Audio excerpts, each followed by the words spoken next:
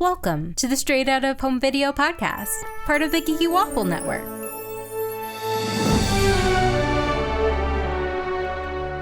Today's episode is The Lion King 2, Simbas Pride. And with me to talk about all the lion-y goodness is Bree.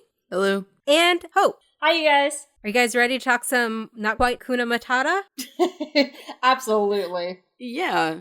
So, Hope, what I've been doing whenever Bree's on the show, I've asked them to give a summary of what the movie's about. Bree, can you give a description? I know, I'm so excited. Lion King 2, Simba's Pride. A tale of two lions, torn apart, both households, separated by hate. Two young lovers discover each other and, again, are torn apart because of hate. Simba doesn't like Kovu's mom and the other lionesses because they are Scar followers or like Scar fanboys, you know? Fangirls, I guess I should say. Yeah, they're like fangirls. They stan Scar, right? Yeah. And Kovu falls in love with Kiara, and Kiara is the privileged daughter of Simba, and of course Kovu's mom hates them because, you know, they're like Scar. So, you know, they eventually, I know, I'm doing great. So they get torn apart because no one wants to see them together. And Kovu kind of grows up in the whole plan of you're going to end up killing Simba because that's what Scar would want. And what I find really interesting, oh no, I shouldn't even talk about that. That's not the summary. And so then just going into what I find interesting. And then Kiara and Kovu eventually meet and she's like, oh, lovey-dovey, heart eyes. And he's like, oh, hey, mission. And but then he ends up falling in love and they fall in love. And Rafiki's like, let's get together because I had a weird premonition about Mufasa. And he said you guys were going to save everything. And, you know, bring the two household lion prides into one. And eventually there's a great deception song where they ban Kovu, and eventually love finds a way. And then you remember that Kovu is voiced by Max Goof and it ruins all his hotness. Oh, I'm sorry, wait, we gotta go back a little bit. Did you just say a lion is hot? Kovu was very attractive. Yeah, okay, here, I'm gonna open this. Hi, I'm Hope. I'm absolutely a furry. Also, tell me that Kovu's not hot. Tell me that the captain in Treasure Planet, the cat captain lady, she's hot. Dude. I always found Robin Hood very attractive for a fox. Very attractive. But everybody's a little bit of a furry, because if you weren't attracted to, like, Robin Hood growing up, there's something wrong with you. That's a sexy-ass fox. Robin Hood was like a simp. Oh. I would simp for Robin Hood. But those are like animophobic? How do I say it? Those were more human animals. Okay. You're telling me that Kovu's not cute? Alright, listeners, so what you're gonna do, if you thought Kovu was cute growing up, leave a comment. I don't know what website this is on. They can find us anyone. They just need to spam Candace and be like, Kovu's hot. I don't know a single person I didn't grow up with that didn't think Kovu was hot. He's a nightmare boy in a lion form. He absolutely is. And then it hit me like a sledgehammer. He's voiced by James Marsden, who is also the voice of Max Goof in the Goofy movie. Yep. And absolutely ruined everything for me suddenly. It has some interesting voice actors. Most of the original actors are back. Yeah, except for the one important one. Bree, who is the person who's missing? Rowan Atkinson. He is the best. He plays Izazu in the first movie. And no one can replace him as that finicky bird in my books. Not even John Oliver. Someone did. Okay, yeah, someone did. And that was a wrong choice, Disney. I will fight you on this. Do you think they just, they probably reached out to him. They got everybody else, but I don't know. Maybe that was Rowan's fault. I'm not going to blame him. I'm not going to blame Mr. Bean for anything. I mean, there's also always the thing that they just couldn't re-sign his contract, or maybe it was asking too much. This is a straight-to-DVD movie. Which is surprising, though, because really the quality with this one is better than any straight-to-DVD that we've seen so far. And just letting you know, we saw, Return of Jafar, and that was rough. It was so rough. I just snorted there. That's how badly it was. best of the direct-to-DVD ones. Like, I also have a soft spot for Cinderella 3, but just because Cinderella 3 does something with the prince that I've been wanting them to do with Disney princes forever, which was give him a personality. Lion King's a better made movie. This one I personally like better than Lion King, but that's just me. Okay, so this actually came out in theaters in Europe, which is interesting. Why wouldn't they release it here? I don't know. I honestly don't know. Let's go from the start. So the song that opens the movie is "He Lives in You," which is actually used in the Broadway version. Yes. Mm-hmm. Oh, it's so good. And I was talking on Twitter with some people, and they're like, "I actually like that song better than Circle of Life." And I was like, "Wow." It's like, but I can see that definitely. Circle of Life is iconic. "He Lives in You" is catchy. Yeah, and it kind of gave me chills for a second. I was like, "Oh, he lives in me?" So it starts kind of like at the end of Lion King when Rafiki, holds up the baby lion cub, and it's Kiara. And Pumbaa and Timon are like, "Oh, we're going to teach that little guy everything." And that's when the conspiracy theories started too. He's like, switch of lions? Well, so okay, if I can sidetrack into Copa territory for a second. So at the end of The Lion King, like the original Lion King, the lion that they hold up is a very yellow lion. Kiara in this movie is more tan, and there's this whole side canon that's not actually in Disney canon anymore with a lion named Copa, and he was in the series of side books where he was actually Simba and Nala's child. And wait, what? Yeah, there's a whole... Oh, it's just a whole thing of Disney writing books, but nothing's in the movies. Yeah, and this is actually not canon. Like, when they were making Lion King 2, they didn't even know that these books were written. So these, side books with Copa are completely thrown out of Disney canon. But a lot of people have made conspiracy theories about Lion King 2, that it's Copa at the end of Lion King, and Zira and her people killed Copa, which is why Simba kicked them out. It's a deep dive conspiracy theory in Lion King fandom. Anyway, what I was saying, Timon and Pumbaa are going on about how they're going to teach the little guy everything, and then Rafiki tells them it's a girl, and they faint. So Pumbaa and Timon are sexist, is what I'm going for. I can see that. Yeah. They're also the very gay uncles of this movie. That's very true. They really are. Sexist? Nathan Lane is nothing more than the gay uncle in everything he does. As cubs, Kiara and Kovu, they meet up. And they have a small little adventure together. Find out that... Go ahead. That's a sad scene, too. Watching Kovu not knowing how to play. And then Zira shows up and offers to feed her own child to Simba just to scare him. That's a very traumatic scene. I have so many notes about, indoctrination of Zira's poor children. But it's just watching him not understanding a very basic childhood concept of playing. It just shows the kind of abuse and trauma he was raised in. Well, yeah, I mean, they were unhealthily obsessed with Scar. I mean, that's... Okay, let's go into the Scar. So, they keep saying Kovu isn't Scar's son, but he was chosen by Scar to be his... heir. Yeah. That was a Disney choice, so it wouldn't be incest with Kovu and Kiara. Yes. The then Disney CEO... Michael Eisner urged Kovu's relationship to Scar to be changed during production because being Scar's son would make him Kiara's cousin once removed, or second cousin. They didn't want to weird people out.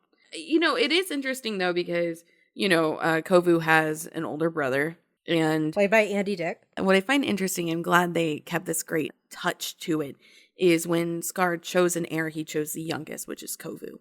And I like that because, Scar was salty that Mufasa, as the eldest brother, got to be the heir automatically. So I like that they kept that, nice touch in. What's interesting is, him being older, he knows what a pre-Kovu world was like. He wasn't raised in this worshipping Kovu thing that his younger sister was raised in, which makes him he's a very tragic character to me because it's clear that there was a point where his mother just stopped caring because he wasn't the chosen one and just kind of let him fend for himself. And he's also his mother's punching bag. Almost all the physical humor is directed at Nuka.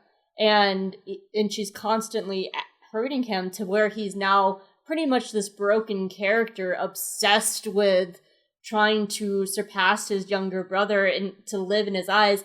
And I think I feel like I learned this at one point, so I'm like 80% positive about this. Don't quote me, I could be wrong because I was trying to find it. I think Nuka is the first on-screen Disney death, which makes it even more crazy to like watch his entire arc, because I think he's the first character that we actually get to see die on screen in a Disney movie. So as Brie alluded, this is Romeo and Juliet inspired. Oh, yeah. But just like how Lion King was inspired by Hamlet. Yeah. So Nuka is kind of like the Mercutio of Romeo and Juliet. He dies, is killed, and that makes it go further. And that death, it's something that I remembered from this movie from being a kid. And apparently a line was cut that he says to his mother before he dies, well, now you're paying attention to me.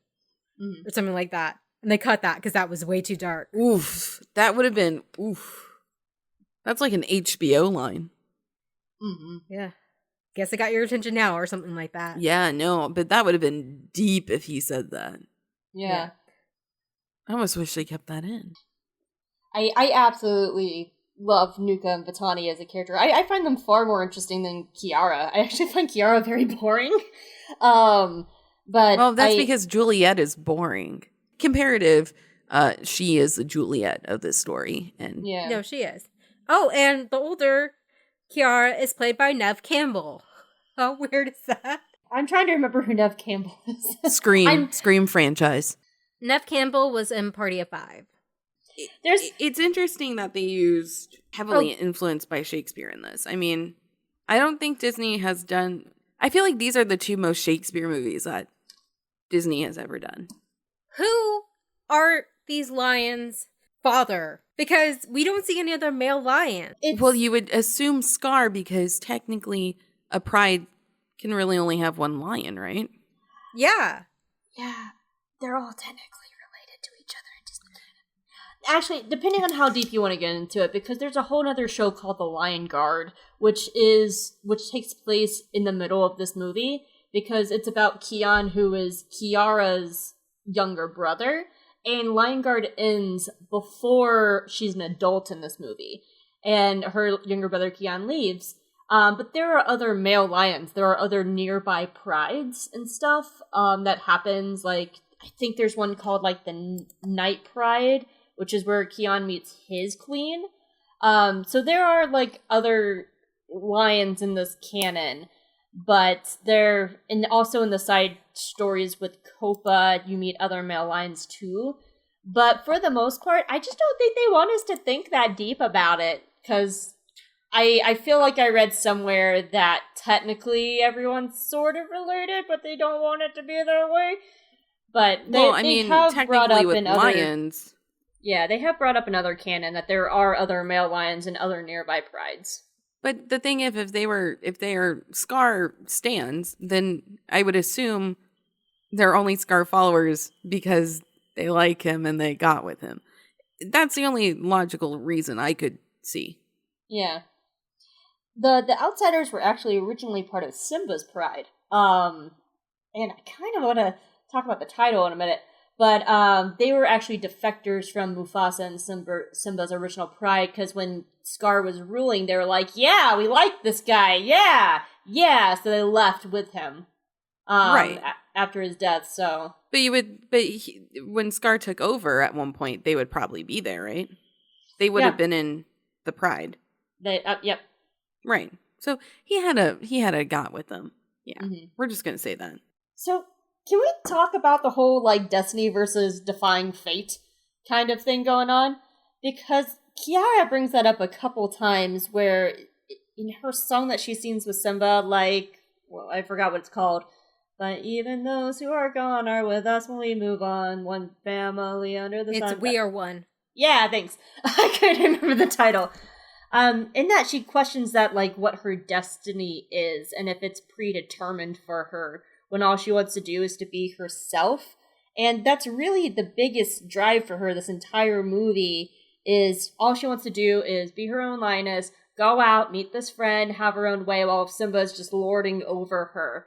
But then we see that she's trying to defy her own fate, but Mufasa then lays down, hey, you have this destiny to unite the tribes by doing this whole thing of what you're doing anyway, which is going off and running off and having dates with this other hot guy. And so there's this weird kind of thing where it's trying to tell the story about defying and making your own fate, but also there's this whole destiny which messes that up. It's a very weird kind of story, because Kovu has that sort of thing too, where he's been predetermined to kill Scar, or to kill Simba. There's so many lions to kill Simba, and he defies that destiny that's been predetermined for him. So the story works much better with him, and it's a much more clear story. But it just doesn't work with Kiara, because there's this whole muddling of Mufasa yelling at Rafiki to make his granddaughter, smosh. Mush. Yeah, they didn't need that. I think Wait, that was... let's go back. Okay, so Kovu's chosen by Scar to be his heir, which means to replace him as king when Scar is gone, right? Yes. So that's his destiny. So by Kovu getting together with Kiara, that technically will make him king someday. So actually his destiny was fulfilled. Oh, God. Yeah. Yes. Yeah. This movie is about as much of a train wreck as Romeo and Juliet. But I love it. At least the lions don't poison themselves. I was just happy to know that Simba and Nala didn't die. That was in one of the drafts, that Simba would die, but they were worried that would be too traumatic, which I think as a child... Mufasa, I think nothing could have faced me after that. Oh no, even as a kid, I'd be like, another dad dying? No, thank you. We've been having to deal with moms dying since Bambi. Okay, let's talk about some more alternative stuff that happened. So at the very end, there's a brawl, and of course, the Romeo and Juliet, Kovu, and Kiara are like, let's not fight, we're in love, blah, blah, blah, blah, blah. And Zira is like, fuck this shit. And she goes off, and she's clinging to a cliff, because this is the way lions die in Disney. And Kiara, of course, has to save her. It's always with these heroes. They have to look like they're going to save the villain. Have you noticed that with Disney? Well, yeah, remember in Aladdin? It saved the cat, literally. Yeah. Was nearly exactly the same as the original, except when Kiara offers her paw, Zira looks at her and looks at the river and is like, never. And she, suicides off. I love it. Zira's such a good villain. She's like, nah, bitch. I'm going to yeet myself.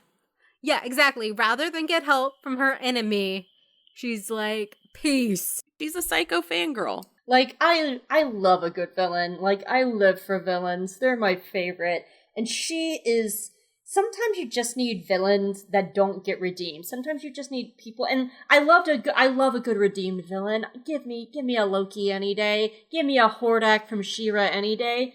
But sometimes you just need villains that are evil and non-redeemable to be there. And yeah, they're evil without reason. She's a fanatic, an absolutely fanatic, with one of the best villain songs, may I say. I love Zira's Lullaby. It's one of my favorite Disney songs. Do you like it better than Scars? Yes. Okay, well, here's a little trivia, which isn't really that interesting anymore, but Joss Whedon co-wrote that song. Oh, cool! Eh. I mean, I didn't know that. I'm like, oh, yay, knowledge. Joss Whedon. Yeah. Yeah, exactly. That's basically the sentiment. Yay, knowledge. Fuck that dude. Oh, apparently some other actresses were considered for the voice of Kiara. You mean? Are you ready for these 90s names? Mm-hmm. Can I say one of them? Go for it. Sarah Jessica Parker. Yes, which would have been really gross since she is married to Matthew Broderick, who plays Simba. But other people were Jennifer Love Hewitt, who was also in Party of Five. Aww. Julia Roberts. No way! Yeah, that would have been weird. Alicia Silverstone and Jennifer Aniston. Alicia Silverstone, I mean, is a good choice. Why was we cheated? I feel so sad now. Alicia Silverstone. I feel so cheated now. Neve Campbell's good, though, and I like her from Scream. She is very good in this role. She did solid. It was solid. It's just parts like that are just kind of boring. It's not her fault. Can I bring up a point about the title Simba's Pride, which maybe consider who is the actual main character of this story? Is it Kiara or is it Simba? I thought Simba's Pride had a dual meaning of the group of lions, which is a pride, but also that his daughter is his pride and joy. Oh, I just thought that it was his pride. Like he was too prideful to see beyond his own sight, basically. Guys, we're reading way too much into this movie. Listen, I'm gonna. But it's true because on my podcasts. Because really though, if you think about it, before they sing my absolute favorite song, "Not One of Us," basically Simba is like, "You came here for judgment." He is playing judge, jury, everything against Kovu, and he won't even let Kovu explain. This is after he just got his scar, which Zira gave to him because she's trying to make him a mini Scar, and she wants everyone to see him as being a mini Scar, right? Like, he's the pure evil. And I think Simba is prideful too much to the point where he casts that judgment without hearing anyone, hearing from Kiara, hearing from Kovu, their point of views. So that's where I think Simba's Pride is. Boom. Okay, so I grew up with this movie. I remember watching it for the first time in middle school, and then when I met my best friend in high school, she was obsessed with Lion King. So that's where I gained all my weird knowledge about Lion King is through her. But I haven't seen this movie since high school, so it was really fun coming back and just delving into something I grew up with. But this time watching it, I would almost argue that Simba's the main character, not Kiara and not Kovu, because the entire story is wrapped around him, and every time there's like we open and it's about Simba and his kid, and it's about Kovu killing Simba, not Kovu wanting to fall in love. Like everything's directed at Simba until the final fight, and that's when it's him relinquishing him as the main character and giving it to his daughter. Because everything always comes back to Simba in some way. And I don't think they intended for that, but I think that that's how I kind of feel about this, because so much of the movie is focused on what Simba is doing. And it's like, and also Kiara ran off again. They don't do a good job of watching over her, do they? Timon and Pumbaa. No. This is the first one where Timon and Pumbaa don't have a song. They get one in Lion King 1.5, and then they have their own TV series, which we will be doing. And they got some music in that, too. Oh, you're right. They don't have a song in this one, do they? Yeah, the freaking zebras and antelopes get some music. I actually have in big words, that zebra, that antelope. Disgrace. That's how they sound. They sound like, it's good though. Not Beyonce. Better. No, stop it, Brie. Stop it. I just another podcast trashing Brie. Trashing Beyonce. I just listened to that episode from you guys. So I was like, yes. Yeah, our Lion King 2019. I honestly know I saw that movie since we did do an episode about it. And I remember going to the theater, but I cannot remember a thing about that actual movie. Oh, I wonder if they'll do a Lion King 2 now that movie made $1 billion. I'm so proud to say I've never seen it. I'm good. Oh, good. Save yourself. When I saw the trailer for the live action Lion King, I was like, have these people never seen a cat before? My cat is way more expressive than any of these people. I know when my cat is either upset or hungry or mad. She's very expressive and, has expressions. Why aren't they moving their faces? So I was like, hey, I've never met cats before. Well, let's talk about the Rotten Tomato score of this movie. It has a 62%. Yeah. So Silskarl and Ebert actually gave it a 2 thumbs up. Yes, do you believe that? Deserved. Yeah, I'm surprised they even were watching direct-to-home video movies. But that's why this one should have been released in theaters. It was that good. I mean, okay, Brie, is it because you're comparing it to some of the other things we've watched? No, this is a damn good movie. I was asking Brie, not you, Hope. I mean, as the residential furry here, this is a damn good movie. Compared to the ones we've seen so far, it is superior. And I do have to say, when I was younger, I thoroughly enjoyed this movie. Like, it was one of my favorite direct-to-home videos out there. So maybe I am like you this time around, and I have my nostalgia rose-colored glasses on with this movie. But I have to say, the music's great in it. And I like Kovu. And it's really smooth animation. It's clear that it's not the hand-drawn animation that the original Lion King was. And I still say, like, original Lion King is a better made movie. But, like, there's so much to like about this. I mean, honestly, my least favorite part is, I'm not the biggest fan of Rafiki's song, but that's just because it's a little too on the nose. Yeah. It's a Which one? The one where he's just like, you're, Upindi. Like, you know, where it's the love song. It's a little too on the nose for me, but that's just a personal thing, is I like when Rafiki's more mysterious, not like, hey, I'm literally... You know that meme of the stick figure holding the two people, and he's like, "Now kiss." Like that's Rafiki in that song. He's pretty much just holding Kiara and Kovu, and he's like, "Now kiss." That song reminded me a lot of like the genie, something the genie would do. No, that's true. From Aladdin. And I don't like the whole prophecy of the Mufasa. You know, Mufasa having that prophecy about them. That I think we could have done without. Oh, I forgot about this line. Kovu, when he's like, Kiara, let's run away together. We'll make a pride of our own. Yeah, they will. Oh, yeah. I did not notice that as a child. Bree, what did you say? I said, yeah, that one's...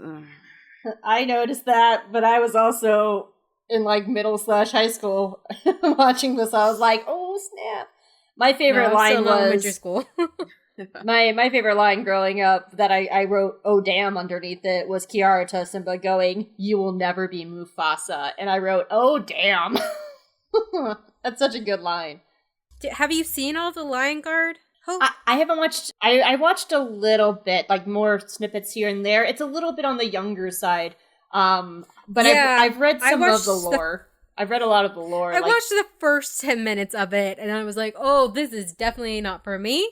This is for preschoolers.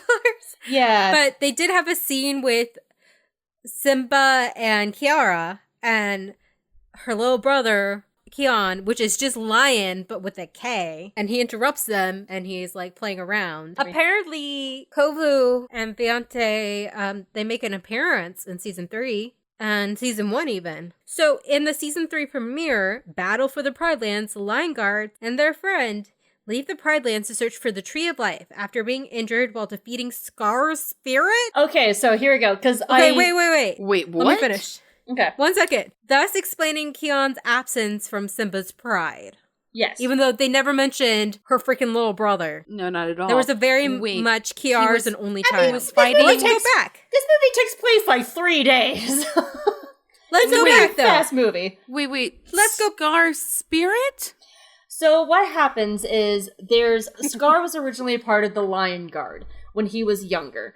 I might not have watched Lion Guard, but I sure as hell read the lore of it. So he was originally a part of the Lion Guard, which is the protectors of the Pride Lands.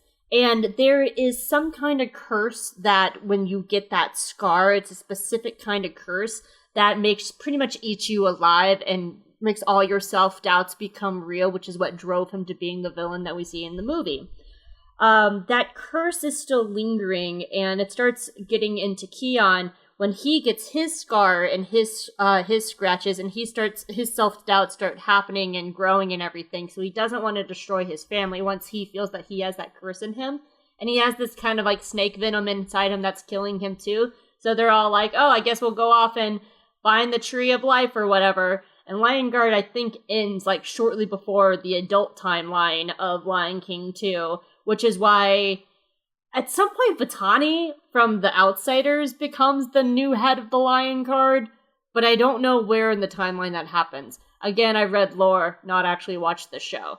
But there is this whole curse that goes on with the actual scar itself that drives sounds so people complicated. Yeah, for like a preschool show. Like, I study animation. Like, that's my brand. And I'm sitting here going, what 6-year-olds can follow this? Also, how much money do you want to bet that the Tree of Life ends up being the freaking Animal Kingdom tree that they made? It's not very impressive. There's images of it. Right? It's not very. Oh. Yeah, it's not very impressive. But he gets married, and he's younger than Kiara. It's weird. Oh, well, I thought you meant the tree got married, and I was like, what? No, sorry, Kian gets married.